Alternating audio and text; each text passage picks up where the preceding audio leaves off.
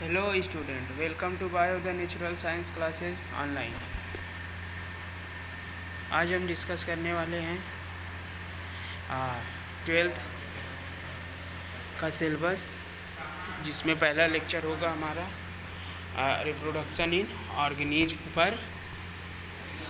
और हम बात करेंगे कि किस तरह से एनिमल में, प्लांट में और फंजाई, एल्गा, बैक्टीरिया, इन सब में कैसे रिप्रोडक्शन होता है। लोअर ऑर्गेनिज्म में किस तरह से रिप्रोडक्शन होता है, हायर ऑर्गेनिज्म में किस तरह से रिप्रोडक्शन होता है, एसेक्सुअल रिप्रोडक्शन क्या होते हैं, सेक्सुअल रिप्रोडक्शन क्या होता है, लाइफ स्पैन क्या है, लाइफ साइकिल क्या है, इन सब चीज़ों पर हम बात करेंगे। तो चलिए स्टार्ट करते हैं। आप नोट्स तैयार करते रहिए, पढ़ते रहिए। एनसीईआरटी का ही लाइन है ये। Each and every organism can live only for certain period of time. प्रत्येक ऑर्गेनिज्म, जो ईच ऑर्गेनिज्म है, वो सर्टेन पीरियड ऑफ लाइफ, मतलब कुछ समय तक जीवित रहते हैं, फिर उसके बाद उसकी डेथ हो जाती है। तो एक ऑर्गेनिज्म मतलब एक जीव की नेचुरल जो बर्थ होती है, मीन्स की जन्म जो होता है उनका, वहाँ से लेकर नेचुरल डेथ तक, प्राकृतिक मृत्यु तक के समय को उस ऑर्गेनिज्म का लाइफ स्पैन कहते हैं। मान लीजिए कि ह्यूमन है, ये इनका जन्म होता है और फिर इसकी मृत्यु हो जाती है, तो इसकी लाइफ स्पैन जो होती है वो लगभग 70 साल होती है। एवरेज की बात करें। और अगर एक इंडिविजुअल की बात करें तो उस इंडिविजुअल के जब डेथ होगा वहाँ वो डेट, और जब जन्म हुआ था वो डेट निकाल कर उसकी लाइफ स्पैन हम पता कर सकते हैं। ऐसे ही एक छोटे ऑर्गेनिज्म, बड़े ऑर्गेनिज्म, इन सब का लाइफ स्पैन अलग अलग हो सकता है और ये साइज़ पे डिपेंड नहीं करता। जैसे कि हाउस फ्लाई है जो मक्खी, उसकी लाइफ स्पैन 30 दिनों तक होती है, लगभग 1 महीने तक जीवित रहती है। तो इसकी जो वो छोटी ऑर्गेनिज्म है इतना। और बड़े ऑर्गेनिज्म जैसे होते हैं, मान लीजिए जैसे हाथी है, तो वो 70 साल तक, 80 साल तक जीवित रहते हैं। ऐसे जैसे पैरट है, तोता, 120 साल तक जीवित रहता है, जबकि उसके ही बराबर होता है कौवा, वो लगभग 20 या 25 साल तक जीवित रहता है। तो साइज छोटी या बड़ी होने से उसकी लाइफ स्पैन पे ज़्यादा इफेक्ट नहीं पड़ता। छोटा ऑर्गेनिज्म है, लाइफ स्पैन बड़ी हो सकती है, बड़ा ऑर्गेनिज्म है, लाइफ स्पैन छोटी हो सकती है, बराबर के ऑर्गेनिज्म है तब भी लाइफ स्पैन छोटी या बड़ी हो सकती है। तो जो जीवित होने की जो समय है वो साइज पे डिपेंड नहीं करती। तो और ऐसे ही जैसे हम देखते हैं बरगद का पेड़, आम का पेड़, दोनों ही बराबर होते हैं, लेकिन बरगद जो है वो 200 साल 300 साल तक रहता है और आम का पेड़ 100 साल 70 साल 60 साल, इतने में ही आम का पेड़ गिर जाता है, ख़राब हो जाता है। तो चलिए हम फिर एनसीईआरटी की पॉइंट पे आते हैं। अब हम बात करते हैं the period from birth to natural death of an organism represent its life span. Birth से लेकर नेचुरल डेथ तक का जो टाइम होता है ऑर्गेनिज्म का, वो लाइफ स्पैन होता है। लाइफ स्पैन में बी फ्यू डेज और as long as a few thousands year. Life span कुछ दिन हो सकती है या कुछ 1000 साल तक हो सकती है, ईयर्स तक होती है। Life spans of an organism not necessarily correlated with their sizes. Life span जो होती है वो साइज से रिलेटेड नहीं होती है। अब नेक्स्ट बात करते हैं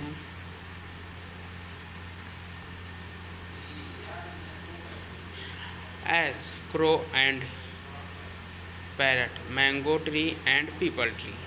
जैसे कि कौवा है, कौवे की उम्र जो होती है 16 या 17 साल तक होता है, कौवा जीता है, जबकि तोता 120 साल तक जीवित रहता है। मैंगो ट्री कुछ दिनों तक कुछ वर्ष तक 60 या 70 सालों तक जीवित रहते हैं, जबकि पीपल ट्री 200 से 300 साल तक जीवित रहता है।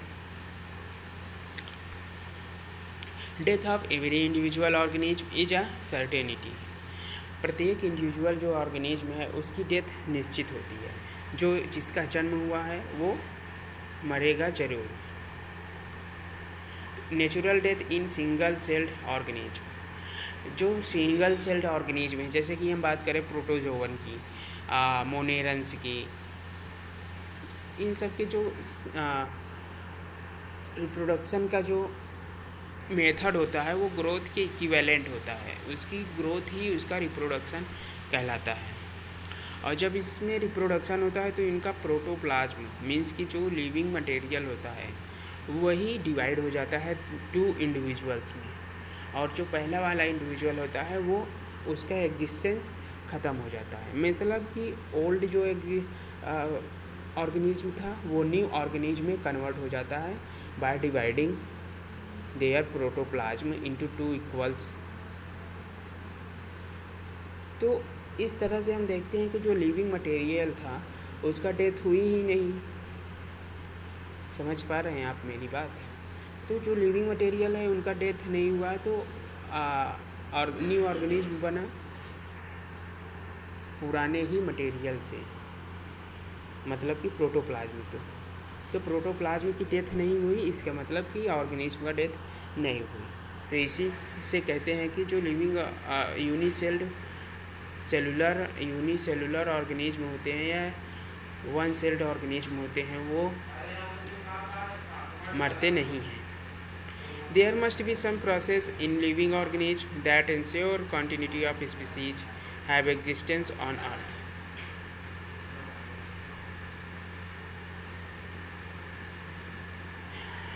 ऑर्गेनिज्म में कुछ ऐसी प्रोसेस होती हैं जो इंश्योर करती हैं उनके एग्जिस्टेंस को अर्थ पर। और यहाँ पे हम बात कर रहे हैं रिप्रोडक्शन की।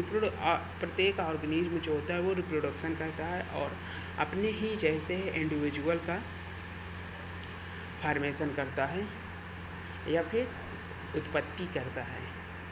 जैसे कि मान लीजिए एक ह्यूमन बीइंग है, अपनी डेथ से पहले फर्टाइल ह्यूमन बीइंग अपनी डेथ से पहले रिप्रोडक्शन करेगा और एक इंडिविजुअल की बर्थ होगी और वो उसका जो जनरेशन है वो ट्रांसफ़र हो जाएगी नेक्स्ट जनरेशन में। तो इस तरह से स्पीसीज की कंटिन्यूटी बनी रहती है।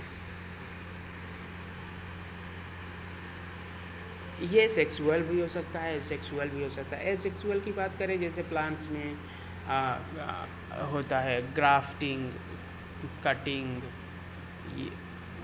गूटिंग, लीचिंग, ये सब होता है प्लांट्स में, जिससे एसेक्सुअल रिप्रोडक्शन करते हैं प्लांट और एक नए इंडिविजुअल का फॉर्मेशन होता है। Yes, we are talking about reproduction, something that we take for granted. Reproduction is defined as biological process in which an organism gives rise to young ones of offspring similar to itself. Reproduction इस तरह से परिभाषित किया जाता है।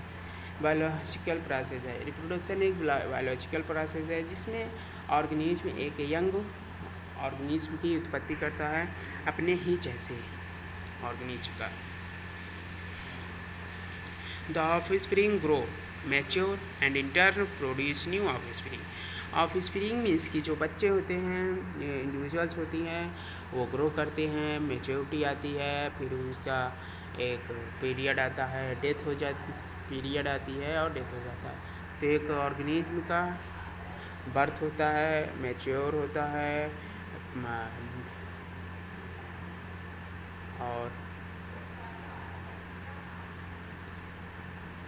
और उसकी natural death होती है, मीन्स की ओल्ड एज आती है, एडोलेसेंस। और ह्यूमन बीइंग की बात करें रिस्पेक्ट में, तो जैसे कि बच्चे होते हैं जब उसे बर्थ जब वो मतलब यूटेरस के अंदर रहता है तो उसे हम फीटस कहते हैं, इन्फेंट्स फीटस कहते हैं। फिर वो जब और बड़ा होता है, 1 साल के बच्चा हो जाता है तो उसे इन्फेंट्स कहते हैं। तो फीटस, इन्फेंट्स, फिर जब बर्थ हो जाता है तो उसे चाइल्डहुड कहते हैं या चाइल्ड कहते हैं। फिर वो जब सेक्सुअली मैच्योर होने लगता है या फिर सेकेंडरी कैरेक्टर्स आने लगते हैं तो उसे एडोलेसेंस कहते हैं।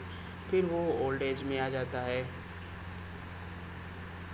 और ओल्ड एज में आ जाता है उसके बाद वो फाइनली उसकी डेथ हो जाती है। तो ये 5 अवस्थाएं बच्चों में जनरली होती हैं, और मोस्टली इसमें 3 चीज़ें ज़्यादा इम्पॉर्टेंट है कि childhood, adolescence and old age.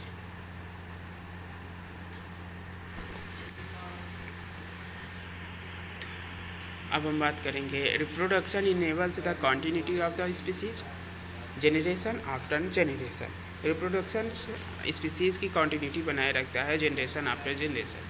How genetic variation is created and inherited during reproduction. Reproduction के समय जेनेटिक वेरिएशन किस तरह से क्रिएट होता है और एक दूसरे में ट्रांसफ़र होता है। तो यहाँ पे बात होती है उस प्रोसेस की, रिप्रोडक्शन की, मतलब कि एक इंडिविजुअल ऑर्गेनिज्म रिप्रोडक्शन करेगा और वो दूसरे इंडिविजुअल ऑर्गेनिज्म में अपना जेनेटिक मटेरियल ट्रांसफ़र कर देगा बाय रिप्रोडक्सिंग एसेक्सुअल और सेक्सुअल। एसेक्सुअल की बात करें तो वो इंडिविजुअल के साथ ही रिप्रोडक्शन में क्रोमोसोम्स जो होते हैं या फिर जेनेटिक मटेरियल्स होता है, means DNA, sometimes RNA also transformed one organism to another. तो एक ऑर्गेनिज्म से दूसरे में ट्रांसफ़र हो सकता है। तो हम बात करेंगे यहाँ पे सेक्सुअल और एसेक्सुअल रिप्रोडक्शन में किस तरह से जेनेटिक मटेरियल का ट्रांसफ़र होता है। तो इसके कई तरीके हो सकते हैं जेनेटिक मटेरियल का ट्रांसफ़र का। मोस्टली हम बात करते हैं इसमें रिप्रोडक्शन की। रिप्रोडक्शन के थ्रू ऑर्गेनिज्म जब रिप्रोड्यूस करता है, मीन्स कि अगर गैमीट्स बनते हैं तो या स्पोर्स बनते हैं तो उनका गैमीट्स का फ्यूजन होता है। मेल गैमीट्स फीमेल गैमीट के साथ फ्यूज करता है। मेल गैमीट में हाफ क्रोमोसोम्स होते हैं सोमैटिक सेल का, और फीमेल गैमीट्स में हाफ क्रोमोसोम होते हैं सोमैटिक सेल का। तो जो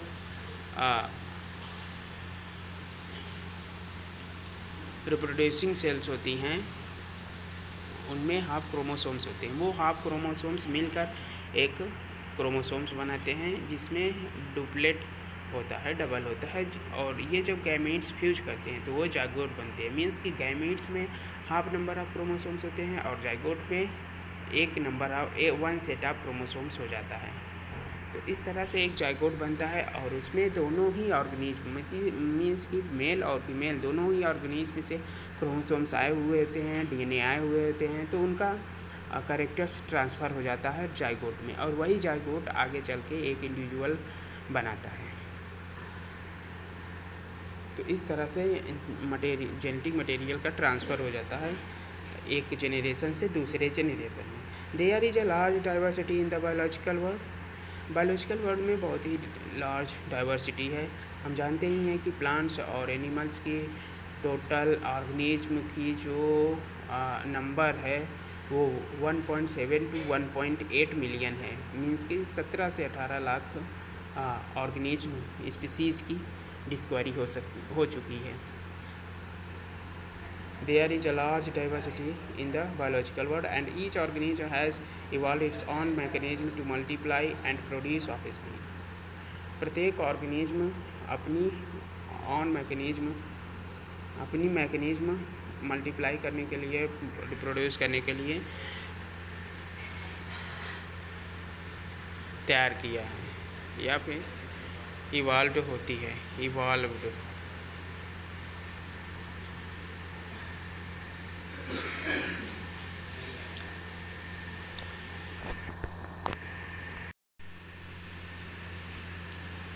The organism habitat ऑर्गेनिज्म की हैबिटाट, उसका इंटरनल फिजियोलॉजी और जो सेवरल अदर फैक्टर्स हैं, मीन्स की जेनेटिक मटेरियल, ये डिसाइड करता है कि ऑर्गेनिज्म किस तरह से रिप्रोड्यूस करेगा, किस तरह से उसमें रिप्रोडक्शन होगा, based on whether is a participation of one organism or two in the process of reproduction. It is of two types. Organism, एक ऑर्गेनिज्म पार्टिसिपेट करता है कि दो ऑर्गेनिज्म पार्टिसिपेट करते हैं रिप्रोडक्शन में। इसके बेसिस पे रिप्रोडक्शन दो तरह के होते हैं। अगर एक ऑर्गेनिज्म रिप्रोडक्शन करता है अकेले, जैसे कि प्लांट्स, कुछ लोअर प्लांट्स होते हैं, जैसे कि हम बात करें ब्रायोफाइटा में, जो ब्रायोफाइट्स होते हैं, एक अगर उसकी एक जो ब्रांच होती है उसको कट करके फेंक दें या फिर से फेवरेबल कंडीशन में ह्यूमिड सैडी प्लेस में रख दें तो वो नया इंडिविजुअल बन जाता है। और इसी तरह से बात करें जैसे कि कटिंग में हम क्या करते हैं, कलम लगाना, एक प्लांट की टहनी को काट कर ज़मीन में धंसा देते हैं और उससे एक न्यू प्लांट बन जाता है। तो यहाँ पे हम देख रहे हैं कि एक ही इंडिविजुअल का इस्तेमाल हो रहा है रिप्रोडक्शन में। तो इस तरह के रिप्रोडक्शन को हम कहते हैं asexual reproduction.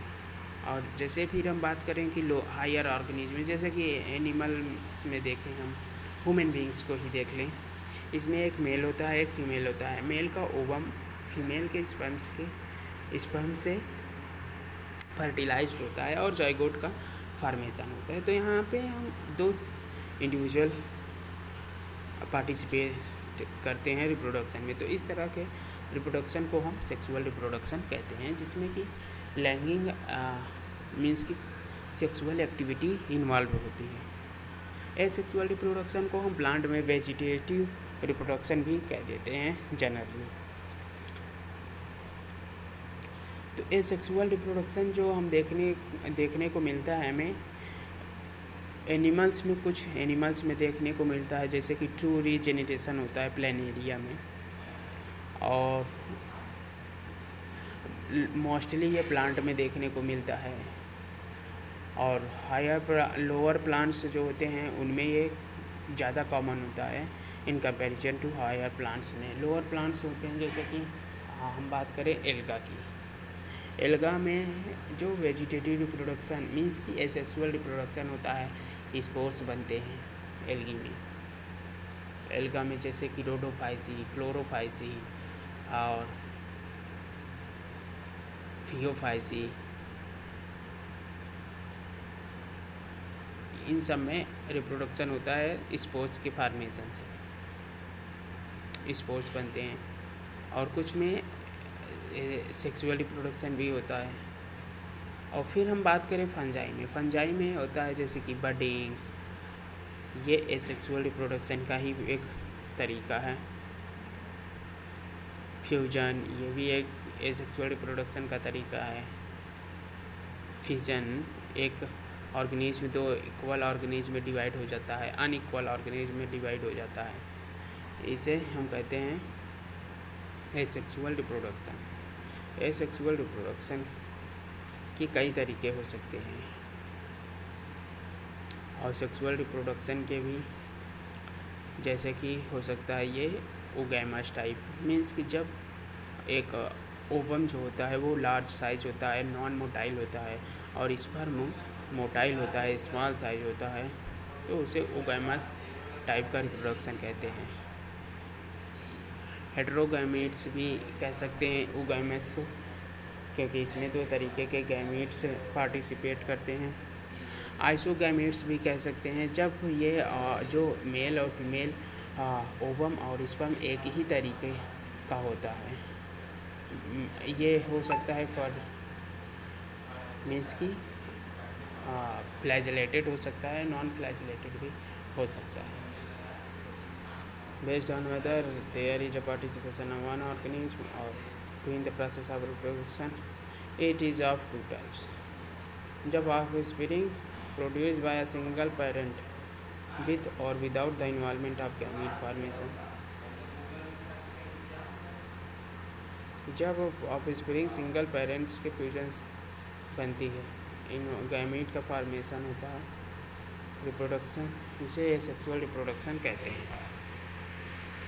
When two parents participate in the reproductive process, जब दो पेरेंट्स रिप्रोडक्टिव प्रोसेस में पार्टिसिपेट करता है, also involve fusion of male and female gametes, ये मेल या फीमेल गैमीट्स के फ्यूजन होते हैं, तब इसे एसेक्सुअल रिप्रोडक्शन कहते हैं। एसेक्सुअल रिप्रोडक्शन की बात करें, इन दिस मेथड, इस मेथड में single individual parent is capable of producing offspring, एक ही इंडिविजुअल ऑफ स्प्रिंग प्रोड्यूस करने में कैपेबल होता है।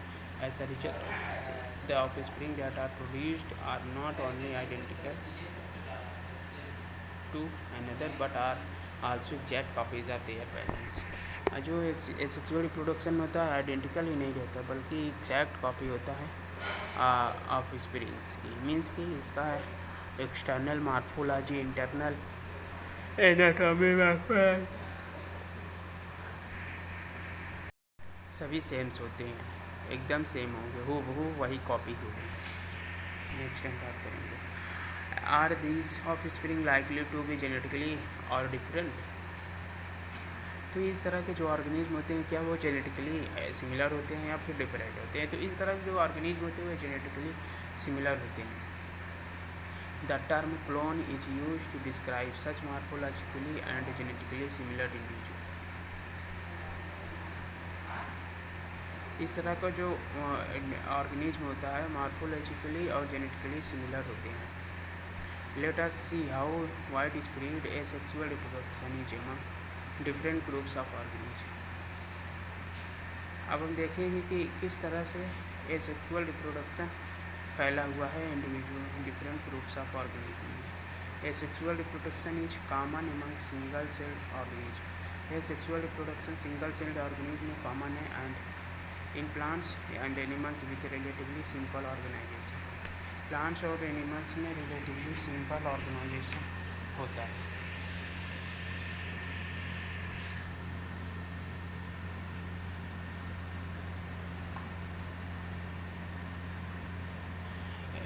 जो प्लांट्स होते हैं और एनिमल्स में ये का जो सिंपल ऑर्गेनाइजेशन होते हैं, जैसे कि लोअर प्लांट्स हैं, लोअर एनिमल्स हैं, इन सब में सेक्सुअल रिप्रोडक्शन देखने को मिल जाता है कभी कहीं कहीं, जैसे कि जेमेल फॉर्मेशन है स्पंजेस में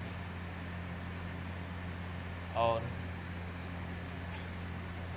सिलेंड्रेट्स में है बडिंग, और जैसे प्लेटिहेल्मिन्थेस का एक है प्लेनेरिया, उसमें होता है ट्रू रीजेनरेशन। मीन्स कि एक इंडिविजुअल को अगर दो इक्वल पार्ट में या फिर कहीं से भी काट देते हैं तो जो कटा हुआ भाग होता है वो एक नया बन जाता है, नए ऑर्गेनिज्म का फॉर्मेशन कर लेता है। In protist and monerans, protist और मोनेरंस में द ऑर्गेनिज्म और the parent cell divides into two to give rise to new individual. Protist और मोनेरन में organism rise to new individual नया ऑर्गेनिज्म देता है। Thus in these organism the cell division itself a mode of reproduction. इस तरह के organism में cell division एक तरह का मोड ऑफ रिप्रोडक्शन हो जाता है। मतलब कि जब सेल डिवाइड होती है तभी दो इंडिविजुअल्स का निर्माण हो जाता है, दो ऑफ स्प्रिंग की फॉर्मेशन हो जाती है। इसी को हम ग्रोथ भी कह देते हैं और रिप्रोडक्शन भी कह देते हैं, और यही सेल डिवीजन भी है। Many single celled organism reproduce by binary fusion. कई में single celled organism binary fusion के थ्रू रिप्रोड्यूस करते हैं। Where a cell divides into two halves and each rapidly grows into an adult. जहाँ पे cell divide होती है two equal half में और रेपिडली ग्रो हो जाती है एडल्ट में। जैसे कि अमीबा है, पैरामीशियम है, इसमें फ्यूजन होता है। पैरामीशियम में जो फ्यूजन होता है वो फ्यूजन होता है जो एक पैरामीशियम दूसरे पैरामीशियम में का एक पैरामीशियम दो इक्वल पैरामीशियम में कन्वर्ट हो जाता है।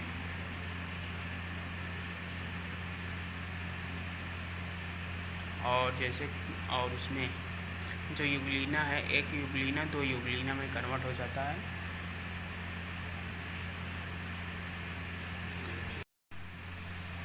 In each, the division is unequal and small buds are produced that remain attached initially to the parent cell, which eventually gets separated and mature into new yeast organism, और mature हो जाता है new yeast organism.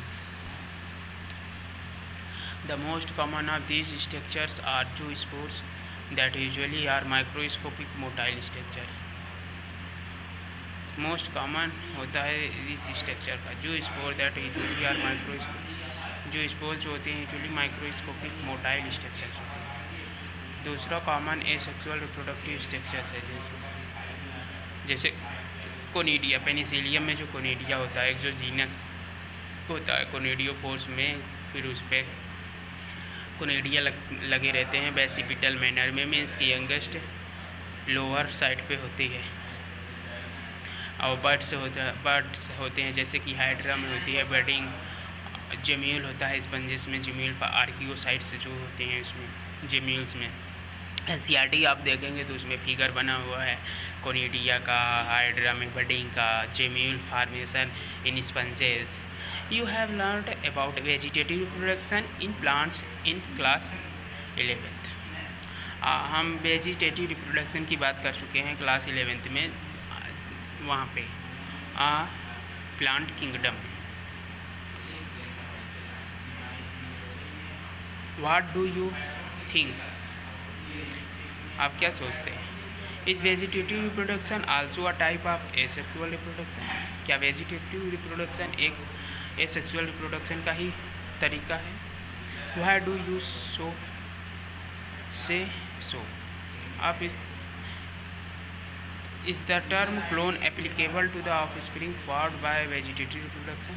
Vegetative reproduction से बना हुआ जो offspring होते हैं उसे हम क्लोन कह सकते हैं? हाँ बिल्कुल हम कह सकते हैं उसे clone. Why do you see so, आप इस तरह से कैसे कह सकते हैं?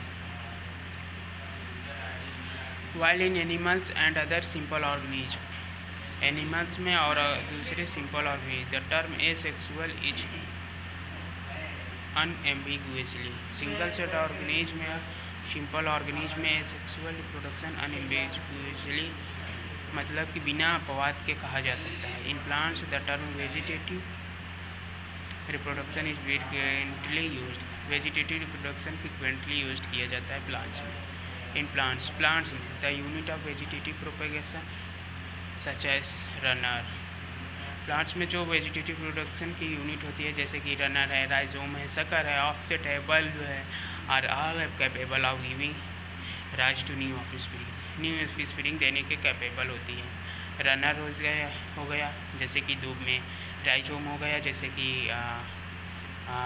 जिंजर में और बनाना में, शकर हो गया जैसे कि मिंट में, ऑफसेट हो गया जैसे कि आइकॉर्निया में जो टेरर ऑफ बंगाल होता है मीन्स की जलकुंभी में, बल्ब है जैसे कि अगेव में, बल्ब है जैसे कि agave. These structures are called vegetative propagules, इसी सब स्ट्रक्चर को हम वेजिटेटिव प्रोपेगेल्स कहते हैं। ऑब्वियसली जाहिर है कि since the formation of these structures does not involve two parents, जाहिर है कि इस तरह से फॉर्मेशन में दो पेरेंट्स इन्वॉल्व नहीं होते हैं। यही प्रोसेस एसेक्सुअल रिप्रोडक्शन में आती है। तो वेजिटेटिव रिप्रोडक्शन में दो पेरेंट्स की ज़रूरत नहीं होती है, मीन्स कि दो इंडिविजुअल की ज़रूरत, दो ऑर्गेनिज्म की ज़रूरत नहीं पड़ती, एक ही ऑर्गेनिज्म से फुल ऑर्गेनिज्म बन जाता है। You must have heard about the scourge of the water bodies or about the terror of Bengal. This is nothing but the aquatic plant water hyacinth, which is one of the most invasive weeds found growing wherever there are standing water. ये कुछ और नहीं aquatic water hyacinth है जो कि most invasive weeds होती हैं found in, it drains oxygen from the water, water से ऑक्सीजन निकाल देता है, which lead to death of fishes, जो फिश की डेथ हो जाती है, जिससे जो जब ये पूरे प्लांट पूरे वाटर बॉडीज़ पे, वाटर की सतह पे, परत पे एक इसकी लेयर बन जाती है आइकॉर्निया की। पूरे वाटर में आइकॉर्निया ही दिखता है। तो जिससे ऑक्सीजन जो होता है वो सब वाटर से, ज़्यादातर ऑक्सीजन निकल जाते हैं बाहर। तो वाटर में ऑक्सीजन की जो डिजॉल्व ऑक्सीजन होती है उसकी वैल्यू बहुत घट जाती है, जिससे कि उसमें जो लिविंग ऑर्गेनिज्म हैं, एनिमल्स जैसे कि फिशेज़ हैं, उनकी डेथ हो जाती है, उन्हें प्रॉपर ऑक्सीजन मिल नहीं पाती। तो you will learn more about it in chapters 13 and 14। तो इसके बारे में हम 13वें और 14वें चैप्टर में डिटेल्स में पढ़ेंगे। You may find it interesting to know that this plant was introduced in India because of its beautiful flowers and shape of leaves. इसके ब्यूटीफुल फ्लावर्स और लीफ के शेप की वजह से इसे लाया गया था अफ्रीका से।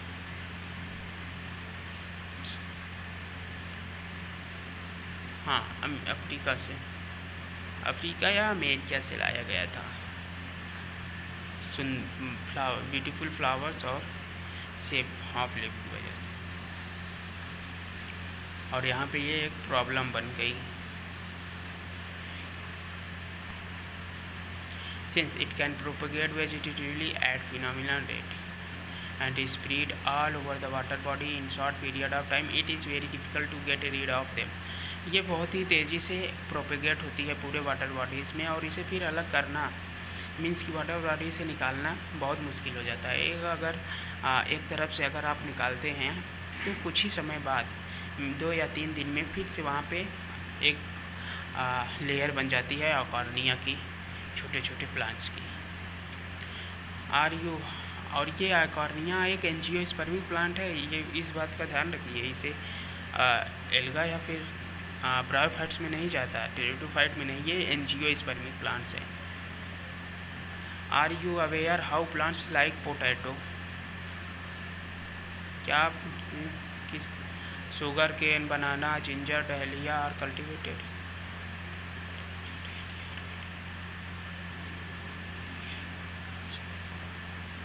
आप क्या पता है कि किस तरह से potato, sugar cane, banana, ginger, dahlia cultivate किया जाता है। हाँ, पोटैटो में आइस होती है, उसी से पोटैटो निकलता है। Sugar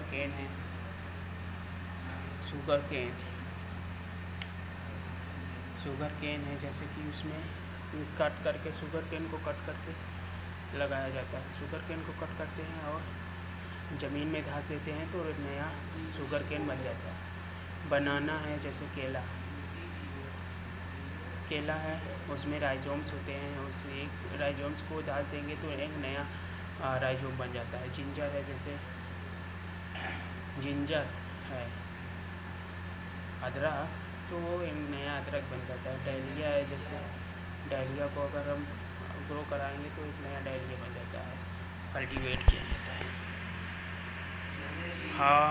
have you seen small plants emerging from the birds. Have you seen small plants emerging from the birds. क्या आप देखते हैं कि स्मॉल प्लांट्स बर्ड से निकलता है, कॉल्ड आइस, जिसे आइस कहते हैं, of the potato tuber from the rhizomes of the banana and ginger. Banana और जिंजर्स के राइजोम्स से आइस निकलती हैं, पोटैटो ट्यूबर से आइस निकलती हैं, इसी से एक नए प्लांट का फॉर्मेशन हो जाता है। When you carefully try to determine the site of the new plantlets in the plants listed above, you will notice that they invariably arise from the nodes present in the modified stem of these plants। तो जो ये जो rhizomes से या फिर ice निकलती हैं potato tuber से, ये सब प्लांट का स्टेम है। स्टेम में ही नोड और इंटर नोड्स होता है, रूट में नोड और इंटर नोड्स नहीं होते। तो जो इंटर नोड्स और नोड्स होते हैं, नोड्स से बड निकलती है, वही नोड्स से जब बड निकलेगी तो वो बड एक नए इंडिविजुअल्स प्लांट का निर्माण करेगी, मीन्स की फॉर्मेशन करेगी, और वो एक यंग मैच्योर प्लांट में कन्वर्ट हो जाएगा। तो जहाँ पे नोड्स होंगी वहीं पे आइस निकलती हैं और एक्सिलरी बड्स जिसे कहते हैं, और राइजोम्स में भी नए प्लांट का निर्माण होगा, नए प्लांट का फॉर्मेशन होगा। when the nodes come in contact with damp soil or water, dam soil या वाटर के कांटेक्ट में आता है, they produce roots and new plants, ये रूट्स और न्यू प्लांट का प्रोडक्शन करते हैं। इसी तरह adventitious buds arise from the notches present at the margin of leaves of rubber, इसी तरह adventitious buds arises from the notches present at margins of leaves of rubber, इसी तरह से adventitious buds arise from the notches present at margins of leaves। ब्रायोफाइलम्स की जो leaf होती है, Bryophyllum की, जिसे अब अजूबा भी कह देते हैं, उसकी लीफ से जो मार्जिन्स होती हैं, किनारा, वहाँ से एक इंडिविजुअल ब्रायोफाइलम का फॉर्मेशन होता है, एक नए नए ब्रायोफाइलम निकलते हैं और वो एक यंग मैच्योर कन्वर्ट हो जाता है प्लांट्स में। This ability is fully exploited the gardens and farmers for the commercial propagation of such plants। इस तरह के जो एबिलिटी होती है प्लांट्स में, उसका फार्मर्स और जो गार्डनर्स होते हैं, माली लोग, उनका इस्तेमाल करके प्लांट्स की नई नई वेराइटीज़ या फिर हाइब्रिडाइजेशन के थ्रू या फिर रिप्रोडक्शन के थ्रू नए प्लांट्स, या फिर यूँ कहें कि न्यू ऑफ स्प्रिंग्स जो होती है, मतलब ये प्लांट की में रिप्रोडक्शन कराते हैं और अपनी खेती भी करते हैं, और गार्डन्स में फूल, सजावटी पौधे, ऑर्नामेंटल्स, वो सब लगाते हैं। It is interesting to note that have a relatively simple organization, या इंटरेस्टिंग है नोट करने के लिए कि relatively simple organization like alga and fungi, that they shift to sexual method of reproduction just before the onset of adverse condition। Adverse condition आने से पहले ही sexual reproduction में ये कन्वर्ट हो जाते हैं, जो कि अगर इस बात का आप ध्यान रखिए, ए सेक्सुअल रिप्रोडक्शन जो होता है मीन्स कि वेजिटेटिव रिप्रोडक्शन हमेशा फेवरेबल कंडीशन में होगा, क्योंकि वो वेजिटेटिव पार्ट है, इसमें वाटर्स की, मिनरल्स की, फूड मटेरियल की ज़रूरत होती है। वाटर, मिनरल, फूड मटेरियल जो होता है वो कन्वर्ट होगा दूसरे ऑर्गेनिज्म में, तो दूसरे ऑर्गेनिज्म में कन्वर्ट होगा। और जो अगर ए सेक्सुअल रिप्रोडक्शन होता है, और अगर सेक्सुअल रिप्रोडक्शन होता है तो ये कन्वर्ट हो जाएगी दूसरे बॉडीज़, दूसरे स्पोर्ट्स, जैसे कि दूसरे स्पोर्ट्स लाइक स्ट्रक्चर में, और वो जब एडवर्स कंडीशन होगी तो एक नए इंडिविजुअल ऑफ स्प्रिंग का फॉर्मेशन होगा। तो फेवरेबल कंडीशन के लिए वेजिटेटिव रिप्रोडक्शन, एडवर्स कंडीशन के लिए सेक्सुअल रिप्रोडक्शन की ज़रूरत पड़ती है। Find out how sexual reproduction enables these organism to survive during unfavourable conditions. Unfavourable conditions में जो लिविंग ऑर्गेनिज्म होते हैं वो अपने आप को इंसेस्टेशन के थ्रू, मीन्स की स्पोर्स के ऊपर एक कवर बना लेते हैं, सिस्ट बना लेते हैं, और वो कन्वर्ट हो जाते हैं एक एडवर्जिंग बॉडीज़ में। ठीक है, और फिर जब उसे फेवरेबल कंडीशन मीन्स की मॉइस्चर, वाटर, मिनरल्स ये सब मिलता है, तब एक नए प्लांट की फार्मेशन, नए ऑर्गेनिज्म का फार्मेशन हो जाता है। Why is sexual reproduction favoured under such condition? इस तरह की कंडीशन में सेक्सुअल रिप्रोडक्शन किस तरह के फेवर होता है? Asexual as well as sexual mode of reproduction are exhibited by the higher plant. Asexual are exhibited by the higher plant. Asexual और sexual mode of reproduction higher plants के द्वारा exhibit किया जाता है। On the other hand, दूसरी तरह केवल sexual mode of reproduction present होता है ज़्यादातर एनिमल्स में। तो आज के लिए बस इतना ही। तो आज हमने बात की है सेक्सुअल रिप्रोडक्शन की, किस तरह से सेक्सुअल रिप्रोडक्शन होता है, और हमने वहाँ पे देखा है कि लाइफ स्पैन क्या है ऑर्गेनिज्म का, लाइफ साइकिल का होता है, और क्लोन्स क्या है, ये सेक्सुअल रिप्रोडक्शन की कितनी तरीके होते हैं। अब हम कल बात करेंगे सेक्सुअल रिप्रोडक्शन की अगले लेक्चर में। ठीक है बच्चों, thank you for watching this video. पढ़ते रहिए और नए चैप्टर्स की खोज करते रहिए, मतलब कि नए चीज़ सीखने की खोज में रहिए हमेशा, और जानने की इच्छा रखिए, जिज्ञासा रखिए कि हमें ये जानना है। ठीक है, थैंक यू।